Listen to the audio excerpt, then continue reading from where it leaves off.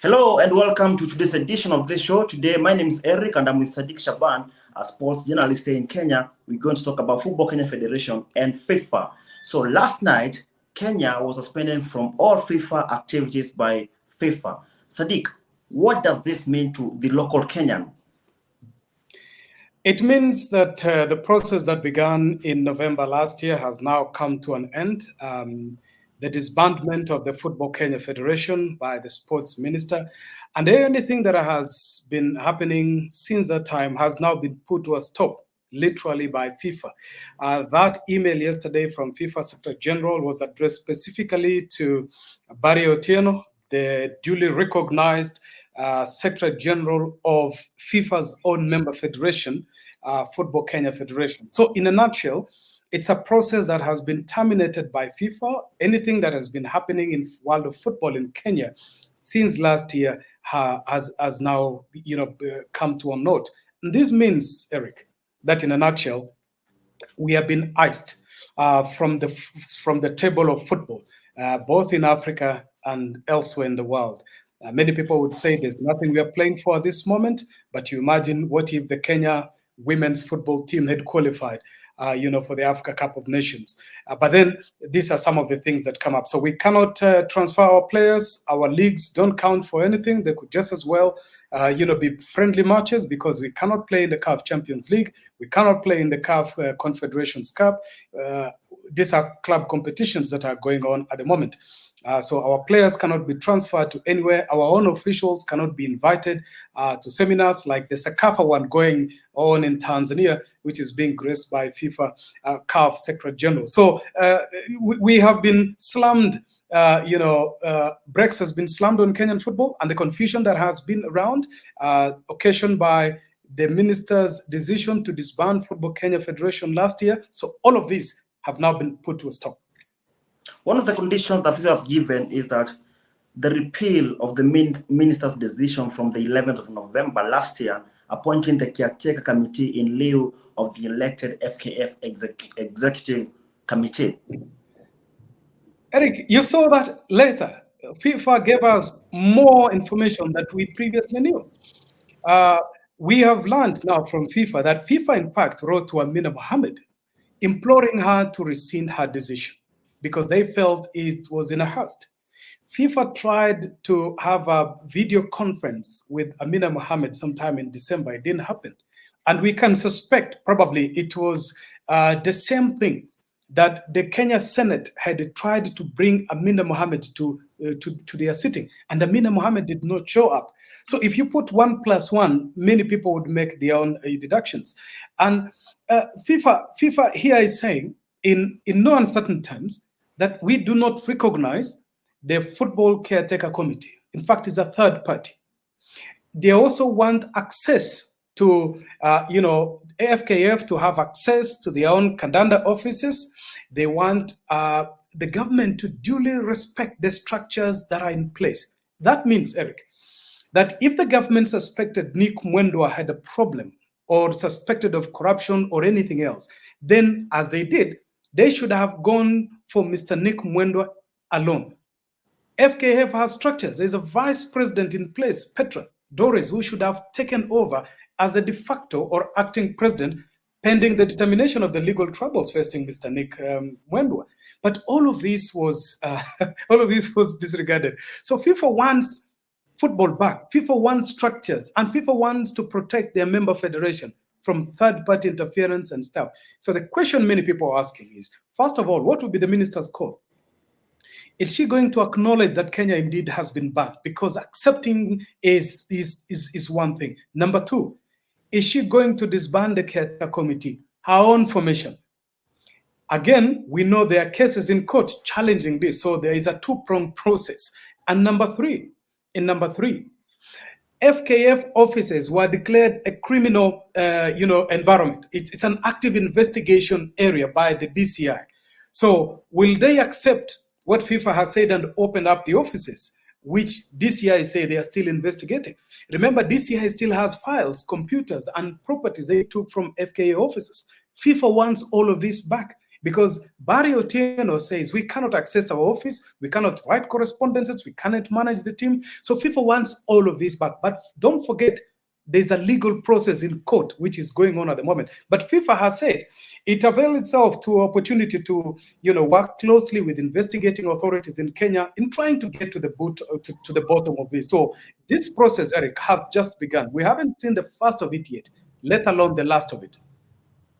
So I've seen a series of your tweets this morning saying that the government may go out and look for these federation officials. Do you think that's a possibility? Eric, our sources have indicated to us that the government of Kenya has not received this FIFA ban very well. First of all, they feel it was a little bit harsh. The government says from our sources that there's a process in court, that FIFA should have respected the outcome of that process, before making any move. Secondly, we know that the way the president of the Football Kenya Federation, Nick Mwendwa, was arrested and put through the legal process was even condemned by FIFA. They have made reference to that process.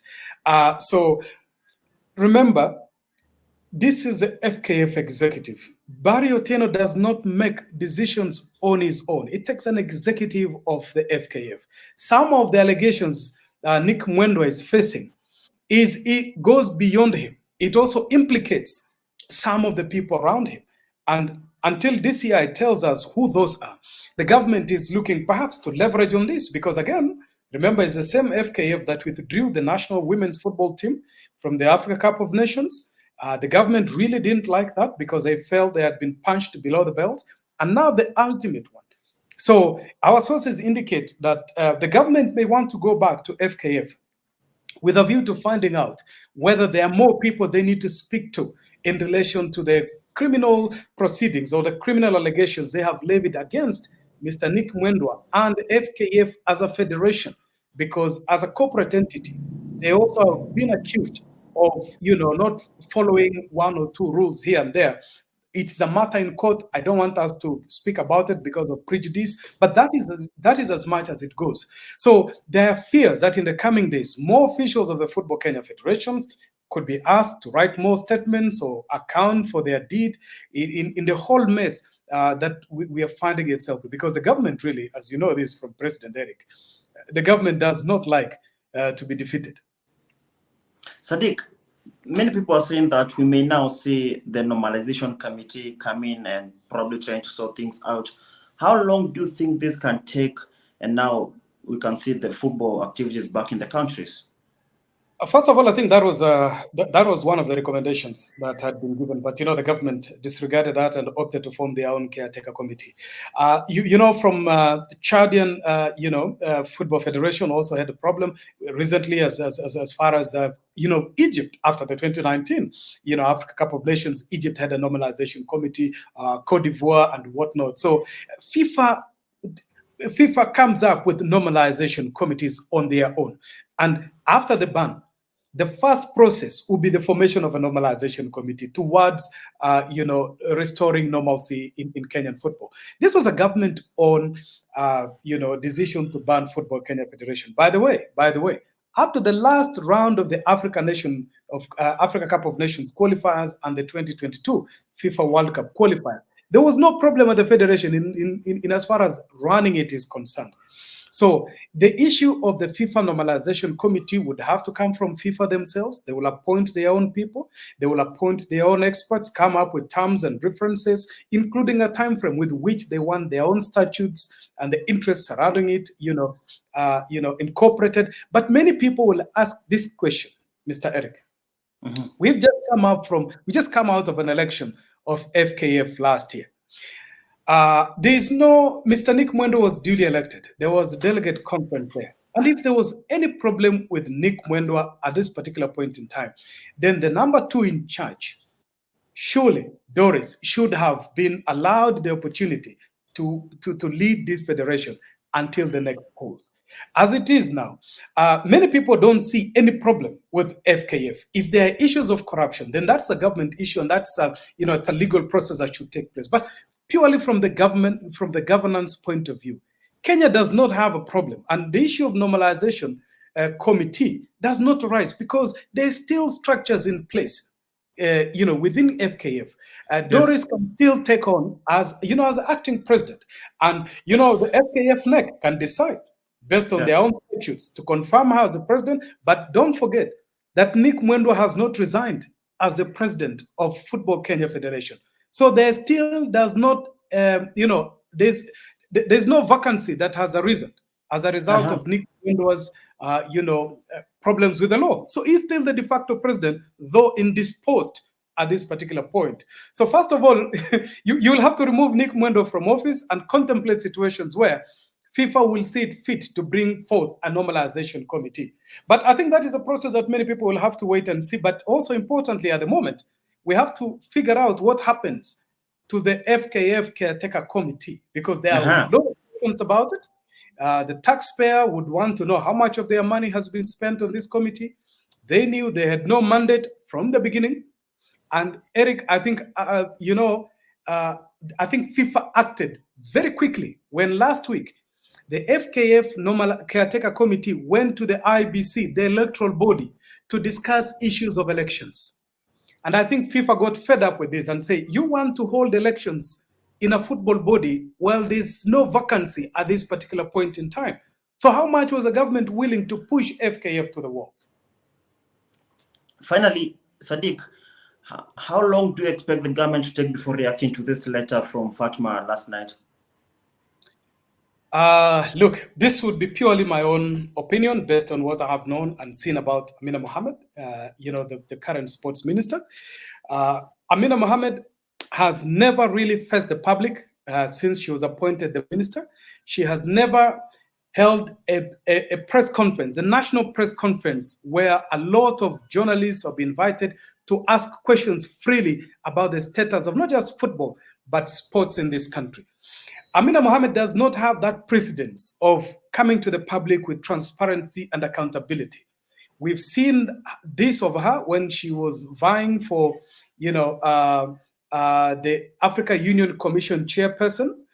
We saw her, how she handled the CBC when she was a minister for education. And now in sports, we have seen the mess that she has created. And it has to be said, Eric, and I hope this will see the light of the day. It has to be said that this mess has been created by Amina Mohammed. So this mess is on our doorstep. Amina has to pick up the malaise. Amina has to sweep this dirt. She has to face the public. She has to account for the monies. She has to account for her decision in forming the FKF Caretaker Committee and tell the nation where we go from here, whether she's going to comply with FIFA's because there's very little she can do, whether she likes it or not. Kenya has been banned. And then probably they will seek out, of course, settlement in the cases that are challenging the legitimacy of FKF Caretaker Committee and forge a way forward, in terms of football in this country. But Amina Mohammed should take responsibility for this one fully and own it. But Eric, let me say this, even as you conclude. Perhaps we're just looking at Amina Mohammed. But the problem in sports in this country began in 2013 when the former minister Hassan Wario was put in place. You saw how Hassan Wario exited the office, a disgraceful exit where he was convicted of corruption and he had to, pay fines. Rashid Echesa was put there, a very illiterate person, was put in charge of sports in this country for 2 agonizing years. He may not have gotten FIFA to ban Kenya, but there were a lot of things that happened during that time that many people felt stunted the development and growth of sports in this country. Amina Mohammed, since 2018, this is a legacy that she has. And if you look around, it takes you back to the days of Ellen Sambili, the sports minister, Najib Balala, Ababu Namwamba, Maina Kamanda, many of these ministers in the last 15 years who also successfully got Kenya banned by FIFA. So the question I want to ask you, Eric, and the viewers and everybody's going to watch this is one, did Amina Mohammed listen to the advisory from the Attorney General in terms of the legality of the decision that she took? If that were taken, probably there would be no challenges in court challenging the legitimacy of FKF. And what does the government now do from here? Taxpayers' money has been spent. Kenya has been iced. We are not going to be part of any football congregation in the next foreseeable time until we get ourselves out of this hook. And don't forget, we soon are going to start talking about the qualifiers for the 2023 Africa Cup of Nations in Cote d'Ivoire. And you've seen from the last qualifiers, this is going to be a long process. Sometimes takes up to a year because of COVID-19 and so many travel restrictions. So we have no time, Eric. We have no time. We have to play. Our women have to play. The under-17. We have the World Cup coming. The under-20, the under-17. These are tournaments that Kenya needs to play in. So it's not just Harambee Stars are not playing in the 2022 World Cup, or they still the Africa Cup of Nations qualifiers. What happens after Morocco, the Women's Cup of Nations? We also have to, talk about the Olympics in 2024 in Paris. Our women's team also could play in the qualifiers, and these are some of the process that begin up to 2 years before you get to 2024. So Eric, we have no time. So you and I will have to wait and see what the Minister of Sports is going to do. But the point is, will she take ultimate responsibility for actions?